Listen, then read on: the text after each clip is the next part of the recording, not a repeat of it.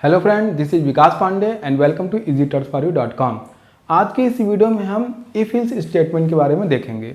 जैसा कि इसके पहले हमने सिंपल इफ देखा था, जहां पर एक ही ब्लॉक होता है इफ का, जो कि केवल ट्रू होने पर रन होता है।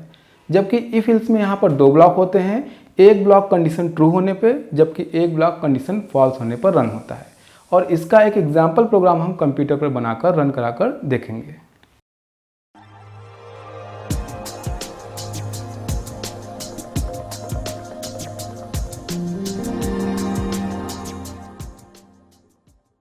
सबसे पहले हम इफ एल्स स्टेटमेंट का एक सिंटेक्स देख लेते हैं कि किस तरीके से इसको हम यूज़ करते हैं। तो कुछ इस तरीके से इसको लिख सकते हैं, इफ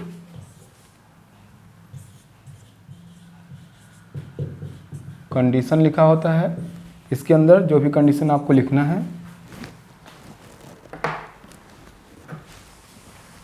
उसके बाद सिंपल इस तरीके से लिख सकते हैं,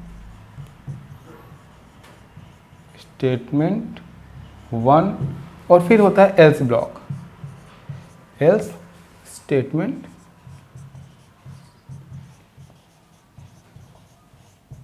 2। और इसके बाद फिर जो नॉर्मल प्रोग्राम होते हैं वो लिखा होता है, या फिर नॉर्मल स्टेटमेंट्स होते हैं, अदर स्टेटमेंट्स।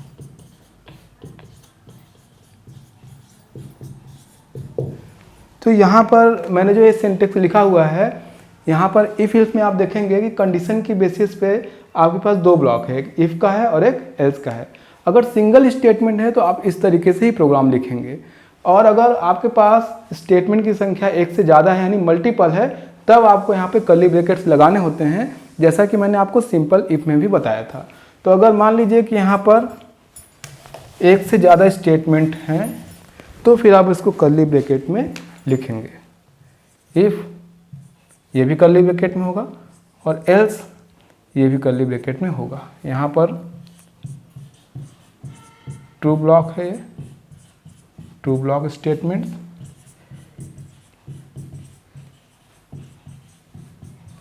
और इसी तरीके से फॉल्स होने पर ये ब्लॉक रन होगा।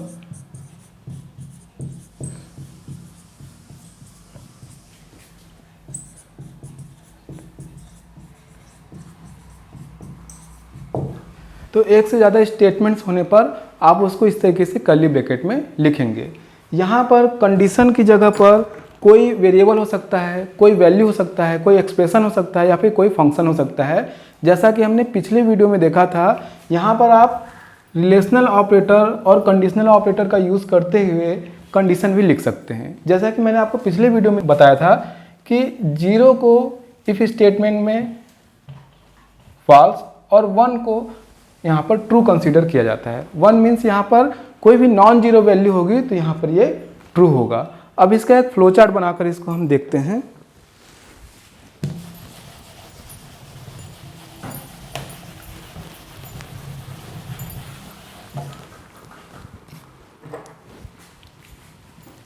सिंपल फ्लो चार्ट इसका बनेगा। यहाँ पे होगा test condition,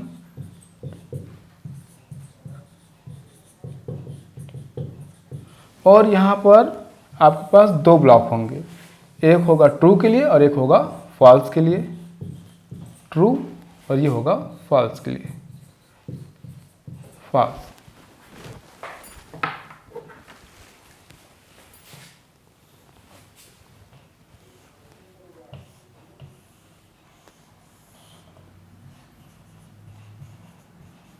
body of if, या फिर स्टेटमेंट ब्लॉक 1 भी लिख सकते हैं आप, और ये होगा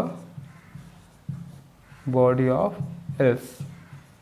यहाँ पर इफ में जो भी कंडीशन के बेसिस पे एग्जीक्यूट कराने हैं वो स्टेटमेंट आप यहाँ पे लिखेंगे, और यहाँ पर एल्स पार्ट में जो स्टेटमेंट्स आपको रन कराने हैं वो होंगे। फिर होता है अदर स्टेटमेंट्स।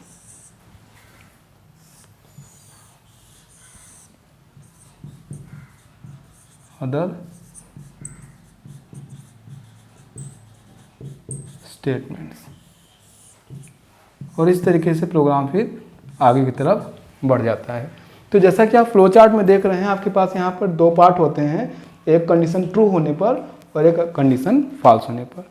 अब इसका हम प्रोग्राम बनाकर देखते हैं, साथ में हम पॉसिबल एरर्स भी देखेंगे कि जब आप ये प्रोग्राम लिखते हैं, आप चाहे सिंपल इफ का फिर इफ एल्स का, तो कौन कौन से पॉसिबल एरर होते हैं जो एक प्रोग्रामर लगभग उसमें करता ही है। उन एरर्स को भी हम प्रोग्राम में देखेंगे और प्रोग्राम को रन कराकर देखते हैं।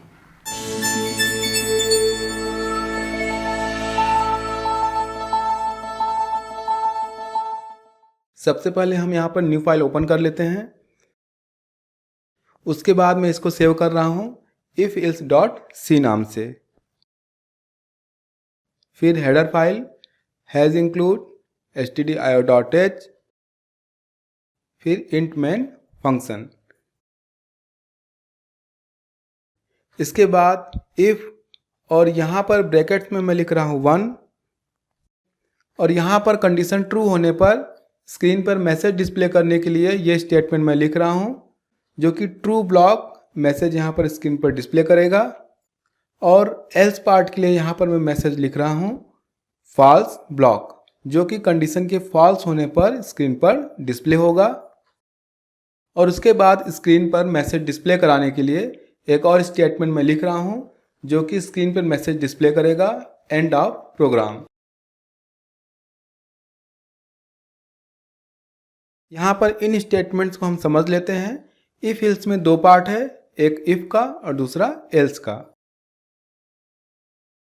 कंडीशन ट्रू होने पर यहाँ पे लिखा गया स्टेटमेंट एग्जीक्यूट होगा, जबकि फॉल्स होने पर एल्स पार्ट में लिखा गया ये स्टेटमेंट यहाँ पर एग्जीक्यूट होगा।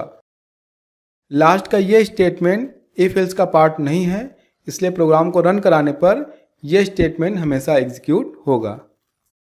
यहाँ पर इफ में हमने लिखा हुआ है 1, जैसा कि पिछले वीडियो में हमने सिंपल इफ में आपको बताया था कि इफ में कोई भी नॉन जीरो वैल्यू ट्रू होती है, तो यहाँ पर इफ पार्ट में लिखा गया स्टेटमेंट एग्जीक्यूट होगा।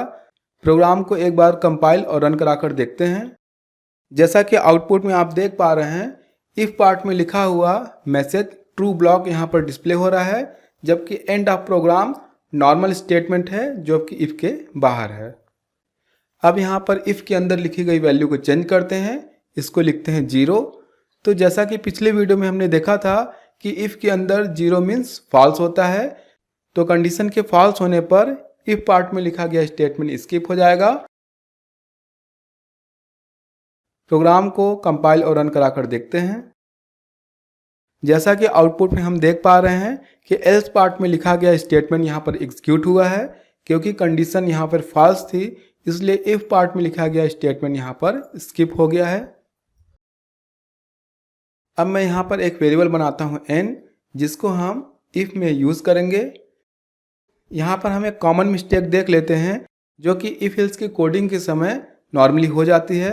अगर हम इफ स्टेटमेंट लिखते समय इस तरीके से उसके सामने सेमीकोलन लगा देते हैं, तो यहाँ पर इफ स्टेटमेंट टर्मिनेट हो जाता है और जब हम प्रोग्राम को कंपाइल करते हैं तो ये एरर शो करता है। कंपाइल करने पर यहाँ पर एरर मैसेज शो हो रहा है। अब यहाँ पर n की वैल्यू डिस्प्ले कराने के लिए इफ पार्ट में स्टेटमेंट लिख लेते हैं।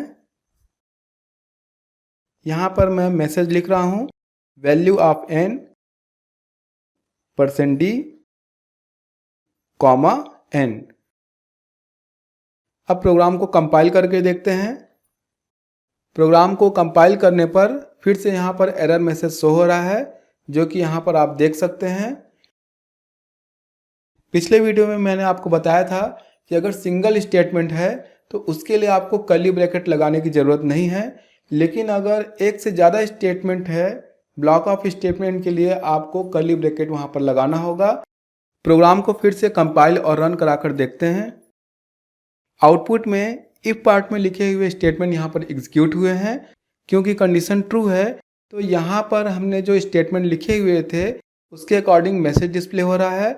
हमने यहाँ पर एक मैसेज ट्रू ब्लॉक और उसके साथ वेरिएबल की वैल्यू यहाँ पर डिस्प्ले कराई हुई है। अभी एल्स पार्ट में सिंगल स्टेटमेंट है, लेकिन अगर हम एल्स पार्ट में भी एक से ज़्यादा स्टेटमेंट लिखना चाहते हैं तो उसको भी हमको कर्ली ब्रैकेट्स में लिखना होगा। अब हम यहाँ पर वेरिएबल की वैल्यू डिस्प्ले कराने के लिए एक स्टेटमेंट लिख रहे हैं। यहाँ पर वेरिएबल की वैल्यू हम चेंज कर लेते हैं 0, उसके बाद प्रोग्राम को कंपाइल और रन कराकर देखते हैं। तो जैसा कि आउटपुट में आप देख पा रहे हैं, कंडीशन इस समय फॉल्स है, इसलिए एल्स पार्ट में लिखे गए स्टेटमेंट यहाँ पर एग्जीक्यूट हुए हैं और वेरिएबल की वैल्यू यहाँ पर डिस्प्ले हो रही है 0। यहाँ पर मैं वेरिएबल की वैल्यू लिख रहा हूँ 1 और यहाँ पर फिर से एक कॉमन मिस्टेक के बारे में देख लेते हैं जो कि कंडीशन लिखते समय नॉर्मली हो सकती है। कंडीशन में इक्वालिटी चेक करने के लिए हमको रिलेशनल ऑपरेटर का यूज़ करना होता है जहाँ की डबल इक्वल लगता है, लेकिन हम गलती से वहाँ पर कभी कभी असाइनमेंट ऑपरेटर का यूज़ कर सकते हैं। तो ऐसी सिचुएशन में आपको प्रोग्राम कंपाइल करने पे कोई एरर तो नहीं आएगा, लेकिन आपका जो आउटपुट होगा वो गलत आएगा। अब हम यहाँ पर इफ़ कंडीशन में वेरिएबल के साथ लॉजिकल ऑपरेटर नॉट का यूज़ करके देखते हैं। प्रोग्राम को कंपाइल और रन करके देखते हैं। जैसा कि आउटपुट में आप देख पा रहे हैं, वेरिएबल की वैल्यू यहाँ पर 1 थी, लेकिन नॉट ऑपरेटर का यूज़ करने पर वो वैल्यू 0 में चेंज हो गई, जिसके कारण कंडीशन फॉल्स होने पर यहाँ पर एल्स पार्ट में लिखे गए स्टेटमेंट एग्जीक्यूट हुए हैं और यहाँ पर एल्स पार्ट में वेरिएबल की वैल्यू डिस्प्ले हो रही है 1, जो कि इफ में ट्रू होता है, लेकिन नॉट ऑपरेटर का यूज़ करने पर ये फॉल्स में चेंज हो गया है। हमने यहाँ पर एल्स पार्ट में जो वेरिएबल की वैल्यू डिस्प्ले कराई हुई है, यहाँ पर हम नॉट ऑपरेटर का यूज़ करते हैं ताकि हम इसकी जो रिटर्न वैल्यू है वो स्क्रीन पर डिस्प्ले करा सके। प्रोग्राम को फिर से कंपाइल और रन करके देखते हैं। जैसा कि आउटपुट में हम देख पा रहे हैं कि यहाँ पर वेरिएबल की वैल्यू डिस्प्ले हो रही है 0, जो कि नॉट ऑपरेटर के कारण चेंज हो गई है। यहाँ पर वेरिएबल की वैल्यू चेंज कर लेते हैं 0। फिर से प्रोग्राम को कंपाइल और रन कराकर देखते हैं। आउटपुट में हम देख पा रहे हैं कि यहाँ पर वेरिएबल की वैल्यू है 0, जो कि फॉल्स होता है, लेकिन नॉट ऑपरेटर के कारण चेंज हो जाने पर यहाँ पर इफ पार्ट में लिखे गए स्टेटमेंट एग्जीक्यूट हो रहे हैं। इस स्टेटमेंट में हम नॉट ऑपरेटर का यूज़ करते हैं इसकी रिटर्न वैल्यू डिस्प्ले कराने के लिए।